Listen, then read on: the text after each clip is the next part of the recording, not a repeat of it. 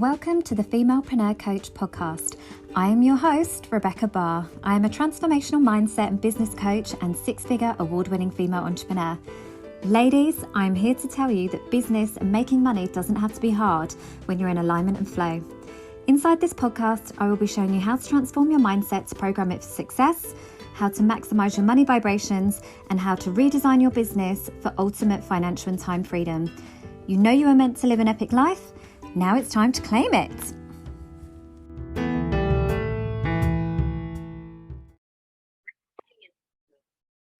Hi ladies, welcome to another episode of Femalepreneur Coach podcast. I'm your host Rebecca Barr, and in today's podcast episode, I'm also streaming this live inside my community Facebook group, the Aligned, Empowered and Abundant community. If you would like to join it, I'll pop the link on the show notes. But essentially what I wanted to share with you today was the 5 things that I did when I first became a business mentor and coach that enabled me to get my first 10 clients, which didn't rely on a social media presence that most startups won't do. So if you are interested in that, obviously follow along and listen to today's episode. So this is something that has come up. One thing I like to do as a business coach is to keep my content like really innovative, really fresh, and that comes from like being in the moment and being inspired by the things that are going on around me, things that me and my clients are talking about, and all the things. And I was having a conversation with a couple of friends yesterday and clients, and they were saying how like they really struggle with finding new clients on social media. Now, there's so many things that go into a social media strategy anyway. It would be impossible for me to like be able to diagnose without doing a full audit as to what part of the process. Typically, it is your positioning, it's your messaging, it's your consistency, it's the value element, it's your leadership, the activation, the content, and all of the things. But it was just, to me, it was so clear, like they are missing the biggest piece of when I want to find new clients. What do I need to do? It's the innovation, it's the authenticity, it's the originality in terms of lead generation. Like you can find clients absolutely anywhere. There are billions of people in this world. You don't have to rely on the algorithm gods and the visibility you have on your stories. It's like you start a business and straight away now, definitely since COVID, like the mindset is, right, how do I get onto Instagram and build a following? How do I get onto TikTok and build a following? And it's like, actually, there's so much more that could come before that process, before you even get on socials. And when I became a coach and a mentor, I didn't even have an Instagram page for like probably a year, if not maybe like a year and a half. I think it was only like after COVID that I really like then pivoted and made it much more of a priority to get an online presence. But up until that point, I was still getting clients, I was still making money, I was still serving and still doing my thing and still running like really successful businesses alongside that. Like my main business venture, my barbershop, I only sold that at the beginning of last year. So up until then, I was still like and I still am running multiple business ventures, still investing in multiple business ventures, because I am an entrepreneur at heart. It's not just about coach, like I actually have businesses. I actually walk my walk and embody what I'm talking. So when I tell you that a lot of the strategies in the online space, if you did that in any other scenario in business, you would not have a business. If you literally relied on trending reels, on trying to seek the approval of people online, like love me, love me, love me, and doing this whole show, a pony dance, waiting for people to choose you, then you wouldn't have a business. And if you were relying passively on hashtags, or equally like sliding into people's DMs, pretending that you care about the picture of their kids when really you want to sell this thing over here, you wouldn't have a business. When I look back to my brick and mortar business, my barbershop, if I like was literally just going around, people's like, hey, you've got hair, how's your hair hanging? Like, how's it going? Would you have you ever thought about getting a haircut before? Would you maybe like to come over here and like, we'll give you a haircut? Like, what? No, like literally it was like, I have a business, I have a service. Like you have to be so much more. First of all, obsessed with what you do, and literally, get out there, commit to getting visible, commit to building a reputation, commit to getting goddamn good at what you do, so that your reputation precedes you, so that people are willing to refer you. If I had to rely on trending reels, hashtags, and warming up cold audiences before I could even sell anything, I wouldn't have a goddamn business. Like, this to me blows my mind. It's like such a chicken, like it's such a reversal of how it works in business in the real world, that it blows my mind that this is what other business coaches teach. And it just goes to show that they aren't entrepreneurs, they are just online business coaches. And that isn't a bad thing, because you can make a hell of a lot of money doing that. But equally, what I have observed in my many years in business, and equally 5 years online as a business coach, is that those coaches have a very short time frame. It's like they have a life cycle that and this was really cemented to me the other day. So this is not me throwing shade, but it is making you problem aware that if you are a business coach that is just following one step process to building a business and then you're regurgitating that to your clients, like your days are numbered, like genuinely, because you're not able to pivot, you're not able to innovate, you're not able to be resourceful, adapt, listen to your clients. Like, you don't have that skill set available because you've been taught that this is what you need over here to be successful in business, when reality it's this. It is listening, building a reputation, taking messy inspired action, getting out there, being obsessed with what you do, and being goddamn proactive in bringing people into your business. It's not this over here. You know, all of the carefully created, aesthetically pleasing grids and contents and trending viral reels in the world is amazing, but that has a life cycle. It will be something else beyond that. And that's what I've seen. And I found this really so interesting. At the beginning of the summer holidays, I did it as a social experiment, where essentially I was just cleaning up my email box. Like, God, if you look at my Hotmail account, honestly, it's just crazy. I've got like thousands of emails in there. And I thought, I'm just going to go through and start, like, over the summer, as part of my summer detox, like cleaning off like email addresses. And what came up for me was, obviously, when I first started coaching, I signed up for all of these free challenges, all of these free lead magnets, all of these free resources.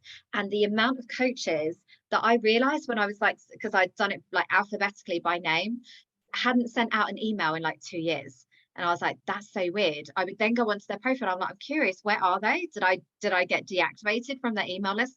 Oh no, they don't exist anymore. They don't have a business anymore, because there was no longevity to what it was that they were teaching, because they didn't have the fundamentals in place before they then decided to have a business, because they were inevitably trying to like shortcut, or maybe listening to the wrong people and trying to build their business in a way that wasn't sustainable and didn't really have any legs or a foundation to it. They were just, like, in my mind, influencer business coaches that are just like, build an audience, follow, unfollow, like, get into the DMs, like, you know, comment on people's stories, like all of those things. It doesn't work. People are more discerning these days. And if that's how you built your business, guess what? You don't have a business, because people are more discerning and they're not going to, free challenges and all the things. Like, there's absolutely time to be of service and all the things, but you've got to be more innovative than that. And one of the things that I love to do as a business coach is continually innovate. Even like my latest program, the Millionaire Mindset Mumma, is delivered in such a way that I've not seen anybody else delivering paid programs in that way. And that is, from me, connecting the dots on things that I'd seen, and always looking for new software and new ways and all the things that nobody else has done yet. And that's what feels really exciting, is that the feedback already has been insane. Like, oh my God, finally something that I can actually finish. Finally something that doesn't rely on social media groups and notifications that I always miss. Finally something that doesn't rely on live group coaching programs that always go right through dinner time and bedtime with the kids, or are in the evening when I literally am so exhausted I haven't got time. But that comes from me being innovative. I believe that's why I also consult for other business coaches, why I consult for other coaches in the online space, why I am in the process of scaling my Done For You agency, because it's the business of business that drives me as a business coach. It means that my clients don't do things like everybody else, and God forbid if they ever do and they say that it came from me, I would be mortified.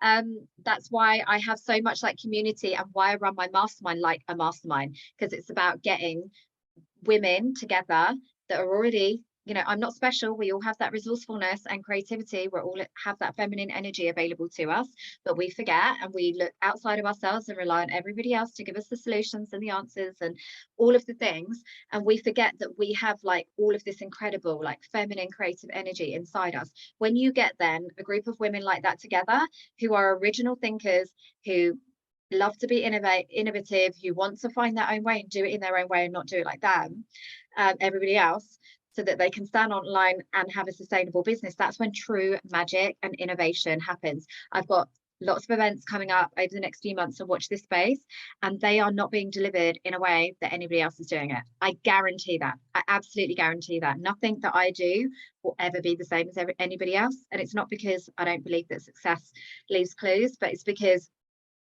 I don't ever want to be in a place where I am comparing myself to other people, or I don't feel like I am bringing something interesting or different or valuable to the collective. I don't ever want to feel like I'm going through the motions in my business just to make money. That doesn't excite me as an entrepreneur or as a manifesting generator. Like, it needs to feel fresh, it needs to feel exciting, or I'm just not about that life.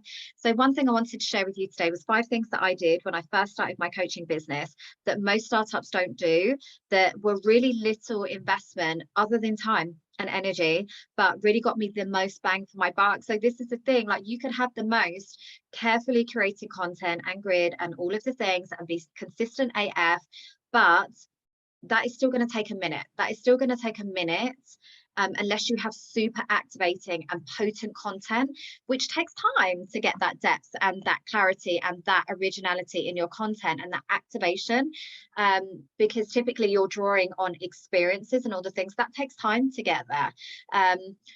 If you are, so if you're first like out of the gate and you're wanting to just get to the good bit, like, goddamn, serve my clients and just get more like experience and depth under your belt, then these are the things that I would encourage you to do.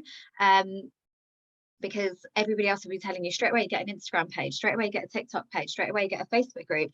And actually I didn't even have any of that for the first year. So the first thing that I did was I mentored for free. Yes. Oh my God, for free, a money mindset coach that tells you to do something for free. Well, yeah, because I wasn't going to insult anybody whilst I'm still figuring things out, and whilst I'm still like finding my way, and whilst I'm really even still deciding if this is what I want to do. I wanted to just be of service and just see what happened, you know, without pressure, without this constant pressure to like get money straight away in the bank, to let it build organically, to let me find my own way and make some mistakes with minimal risk and skin in the game, just to see if it's even what I wanted to do. Like, most people are not prepared to play the long game. The amount of people that come to me that want to start a business and be at 10K months within 3 months, I'm like, girl, you are not giving yourself the chance of playing, of having fun, of doing it your own way, because you're constantly like frantically looking for, it's got to work, it's got to make money, it's got to, like, you're putting so much pressure on the process. And you know what, if that means then that you need to have a job or some other income whilst you build this business, please do it. Like, gift yourself this permission of doing it in a way that really feels aligned, that really feels fun. Don't be afraid to get your financial security from somewhere else, so that this can be your passion, this can be your soul's purpose. It doesn't have to, like, you don't have to squeeze every element of goddamn fun out of it.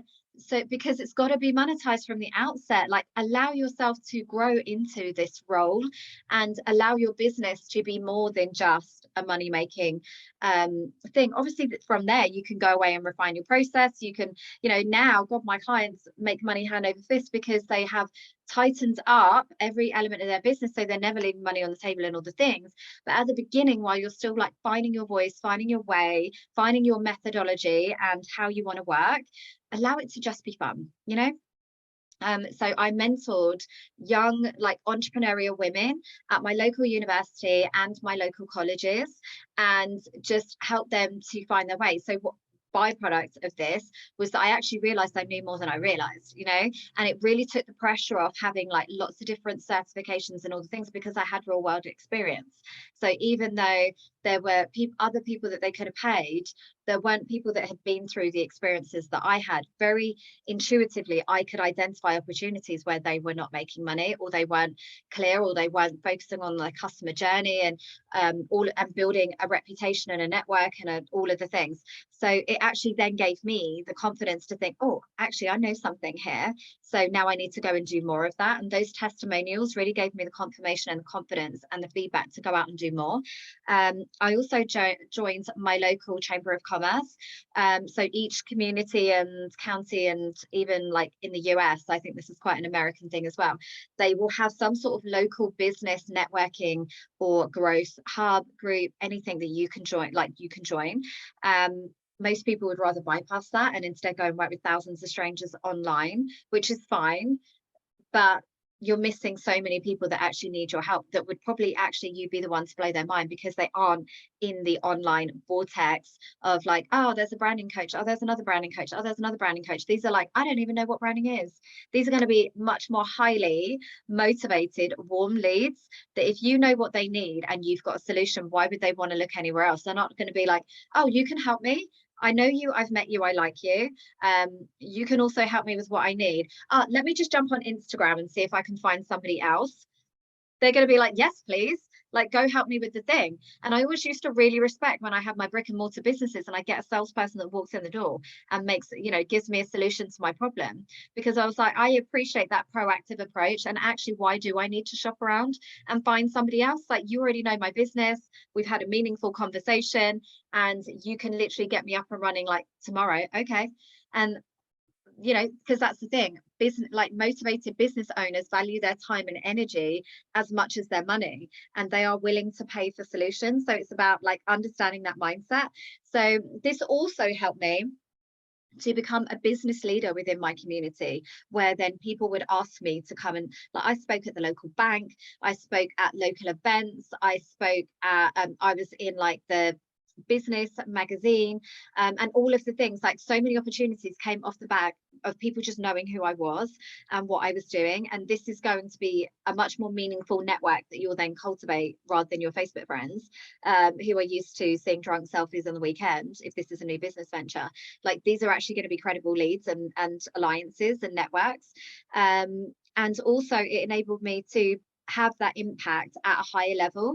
So as well as being part of the Chamber of Commerce, I was then invited to join like working parties for things that were like shaping the landscape of the high street. So do we just go with more housing development? How the footfall of where I was, sorry, the outline of the high street was protected because it's a royal borough. So it's like, how do we be really innovative and creative with how to use those empty units, because we know that the footfall of the retailers in my local area and across the UK economy is dying and decreasing. But how do we still keep getting people to come in to the high street and use it still as a community space? So I was on working parties with that. It gave me access to incredible other business leaders from different industries with different perspectives. Like, it really just gave me such a great foundational knowledge of not always being in the rooms where you are the big fish. Like, I really loved it. Also activated creative parts of my brain. And I love to get involved to that extent. That's like me as a manifesting generator in my element too. I also then had a say on new developments in the borough and how to increase tourism and footfall into the high street for local businesses. Again, that gave me that sense of, and I think that's why I talk now about with such audacity and about really wanting women to stand up and be leaders for their respective industries. That's why I have my mastermind and I have cultivated a group of women that are ready for more impact, because actually we feel very, very disempowered. And so social media, the news will tell us that there's nothing you can do as an individual, but actually you can, through local organizations and communities such as that. And because I've had that firsthand experience where I said a thing and then I go into the high street and I'm like, they did that thing that I said. Like, it made me realize how much power I actually do have as one woman, little old me with 5 kids at home, doing all the things and just coming from a place of service. Like, I have power and so do you. So it's about utilizing that power for good. And then, karma will always come back, and divine law of compensation, like something else will always come back to you. I also spoke for free at local events. So this helped me to work on my craft. And I think you always need to have that commitment when you're starting out in business, and whatever you're going to do, you're going to be good at it. Like, don't insult your audience and your potential clients. Like, spend time and energy like really being good at what you do. Don't just sell them any old crap. Like, there's no longevity in that. The coaches that literally built their businesses like that. I've seen them come and go, and that's probably why they're not on why I'm not on their email list anymore, and why they don't exist, because they had a very short like shelf life after COVID, where everybody was super captive. And now the audience, like people are returning to work, they're not having as much capacity to consume content online and attend all the free things. They are like, you've got to innovate, and if you don't have that, you won't be around, and you won't have a business anymore. So yeah, so definitely spoke at local and free events. So this for you could be even like, I was just talking on the Facebook group about Meetup, Eventbrite. There'll be other community online spaces as well as physical spaces that you can get involved in and host events that's going to bring you an entirely different audience to the people that are currently seeing your content on social media, and fresh audiences, and probably more motivated audiences. And equally switch up your platforms, like go to LinkedIn instead of Instagram if that's not working for you anymore. If it did for a moment and now it's not, you've got to continually keep moving things like around and moving energy around. I also went to in-person networking events and did my time doing that, you know, building up my black book of dreams. This is why I have a little black book of dreams, and why I always am known so well within the coaching space and within my masterminds as somebody who knows somebody. You know, like I always know a guy, and that's because I've always spent the time in getting to know people. I've never seen anybody as competition. It's why I refer so much money to other female-led businesses, because I don't believe in competition, because I believe money is energy. I'm a walking, talking embodiment of my work as a money mindset coach. The amount of money mindset coaches that have really poor money mindset literally blows my mind, because they are like literally hiding, they're like not wanting to collaborate in any way. Money is energy. Like, just because somebody else is successful doesn't mean that you can't also be successful. And actually, I believe in the divine law of compensation, that karma comes back to you eventually anyway. And it's why I've referred over 50k to other female-led businesses in the last like quarter alone. It's probably more. But that feels really good to me, because that just is me being that embodiment of my work and stacking up the good karma in my favor. I also leveraged my current and past network. Now, let's not get it twisted. I don't have a great network in terms of like friendship circles and all the things. Nobody over there, they would come and accept my free haircuts and blow dries and all of the things and jobs in my salon. Did they ever send me clients? Hell no. So not every network is equal, but that for me was a real turning point, where I realized like nobody really gives a shit. Nobody's coming to help me grow my business. Nobody actually cares if I'm successful or not, and nobody is going to go out their way to help me. But at least you know. But it doesn't mean that I didn't leverage like my wider communities on LinkedIn, people at these networking events, and really made a conscious effort that I needed to build up my network. So don't be afraid to ask people and just tell them what you're doing. You know, network marketers are really good at this, like just utilizing their current network, but also growing new audiences. So again, like if you've got, and you might think I don't have a network, well, hopefully you've got better friends than I did, but you know, you could go to your WhatsApp groups, you could go to your mum groups, Facebook groups, your people that are on your own existing socials, people that you've worked with previously, any clients that you have worked with them, just tell them what you're doing and ask them if they know anybody that might be interested. Like it literally is as simple as that. And equally, just being super vocal and behind what it is that you're selling, your obsession and your passion will really sell it to those that are somewhat curious, leaning in, leaning out, and all of the things.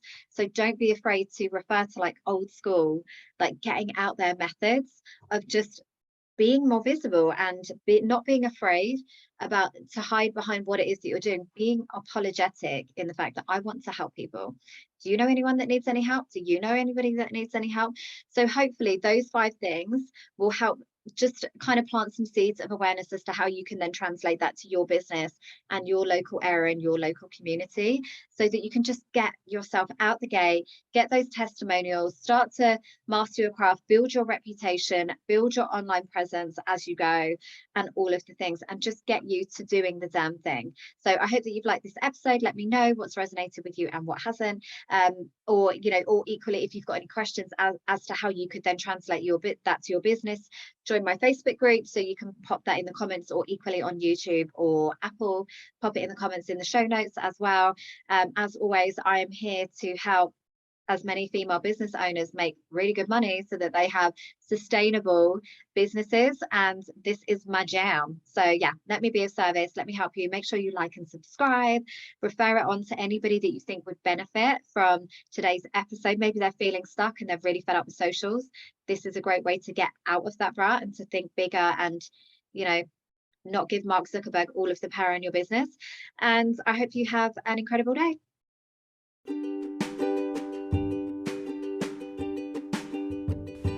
Thank you for listening to this episode. It's been amazing to share this time with you, and I feel honoured to be part of your journey. If you've loved what you've heard, had an aha moment, or found value in this episode, then please do like, comment and share. I would love to connect with you on Instagram and Facebook, so come and find me, and I look forward to helping you build your epic life.